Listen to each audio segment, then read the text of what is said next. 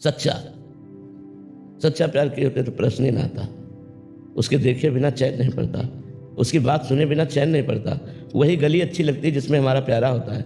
अगर प्यारे का मिलन ना हो तो भोजन अच्छा नहीं लगता, नींद अच्छी नहीं लगती, रात में लेटो तो वही ध्यान में आ रहा है, उसके सिवा कोई है नहीं, कुछ अच्छा नहीं लगता, अपना श्रृंगार भी अच्छा नहीं लगता, दोस्त भी अच्छे नहीं लगते, कुछ अच्छा नहीं लगता। बस एक बार उस गली से कोई गुजर जाए और वो मुझे बताए कि मैंने उसे देखा है, मैंने उसे देखा है। कोई आके बता दे कि वो मेरे विषय में बात कर रहा था, वो मेरी चर्चा, वो मुझे जानता है, मैं इतना प्यार करता हूँ, वो मुझे भी जानता है। बस उसकी बात, उसकी चितवन, उसकी मुस्कान, उसी का देखना, उसी का सुनना, उसी का बोलना, तब खान पान नहीं भावे है, नहीं कोमल वसन सुहावे है, सब विषय लगे ते खारा है।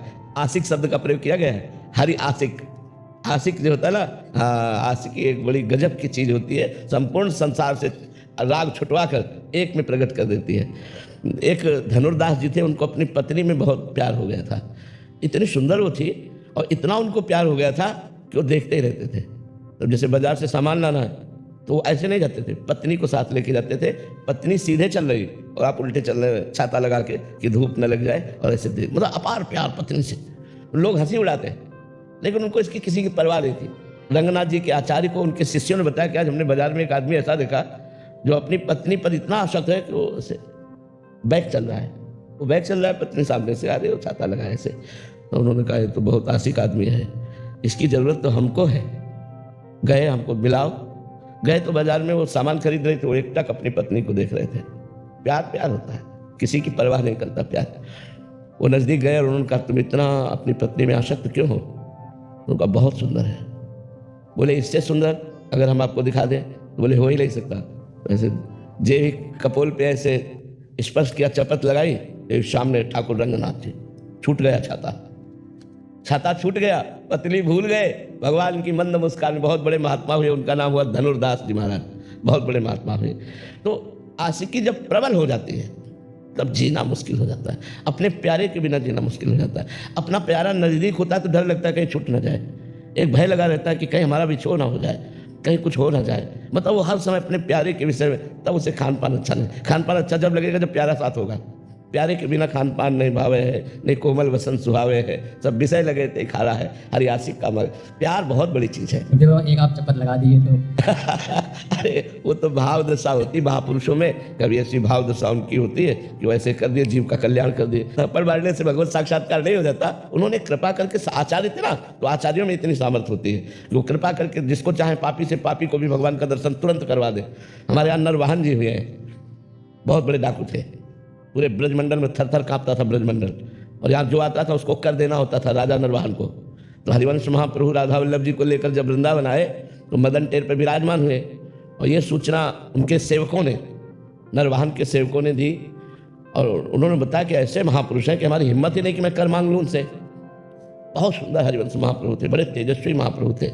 सेवक जी ने वर्णन किया है, अतलित रस बरसत सदा सुख निधान बनवास, अद्भुत महिमा महि प्रगट सुंदरता की रास, सुंदरता की रास कनक दुति देह रुचि, बारिज बदन प्रसन्न हास मधुरंग सुचि, शुभ्रू सुष्टु ललाट पट सुंदर कर्णम, नयन कृपा अवलोकि प्रणत जन आरति हरणम। इतना सुंदर स्वरूप, और करुणा करके देख ले तो जीव निहाल हो जाए। तो बोले हमारी हिम्मत ही नहीं पड़ी कि हम कर मांगे। तो नरवाहन जी ने कहा कि मैं जाता हूँ देखता हूँ। तो वो मतलब महाप्रभु के प्रति चले तो हृदय में एक अलौकिक आनंद, तो उनकी हिम्मत नहीं पड़ी कि वो सामने जाए। झरोखे से देखा कि महाप्रभु राधा वल्लभ जी का श्रृंगार कर रहे हैं। कभी किसी को प्रणाम नहीं किया था, बस प्रणाम किया और मन से हरिवंश महाप्रभु को गुरु माना और राधा वल्लभ जी को इष्ट माना, और जपने लगे राधा वल्लभ श्री हरिवंश राधा। ये महापुरुषों का चमत्कार, राधा वल्लभ श्री हरिवंश, राधा वल्लभ श्री हरिवंश। इधर एक यमुना जी से ही व्यापार चलता रहता था पहले, बड़ी बड़ी नावों में, जल जहाजों से।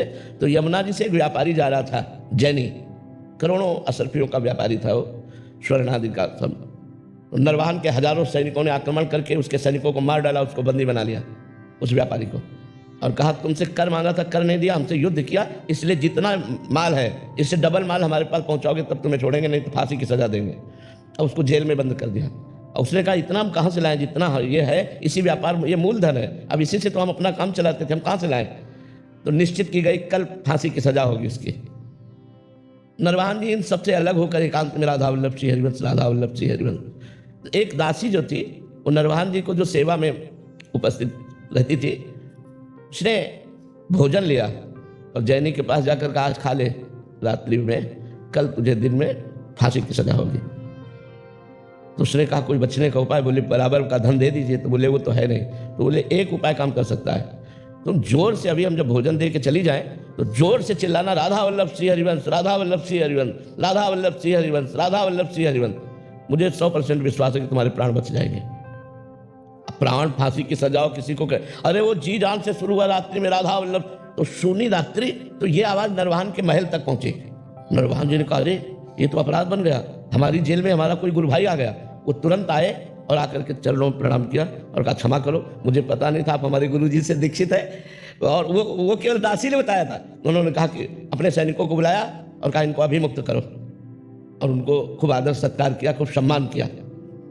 उस जैनी ने विचार किया कि जिनके नाम के बल से मुझे प्राण बख्शे गए और सारी संपत्ति मिल गई, जहाँ फांसी मिलनी थी वहाँ मुझे सम्मान मिला, मैं एक बार चल के दर्शन तो करूँ। तो लोगों से पूछा कि राधा वल्लभ श्री हरिवंश के, तो बताया राधा वल्लभ विष्ट श्री हरिवंश आचार्य मदन टेर में विराजमान। वो जाके चरणों में गिरा, सारी संपत्ति समर्पित की। महाप्रभु ने कहा संपत्ति हमें नहीं चाहिए, तुम कैसे शरण में आए? तो उसने पूरी घटना बताई। तब महाप्रभु ने नरवाहन को बुलाया कि राधा वल्लभ श्री हरिवंश नाम में इतनी श्रद्धा और इतनी प्रीति। तो फिर महाप्रभु ने 2 पद चतुरासी जी के नरवाहन को दिए, मंजुल कल कुंज देश राधा हरि विषदेश।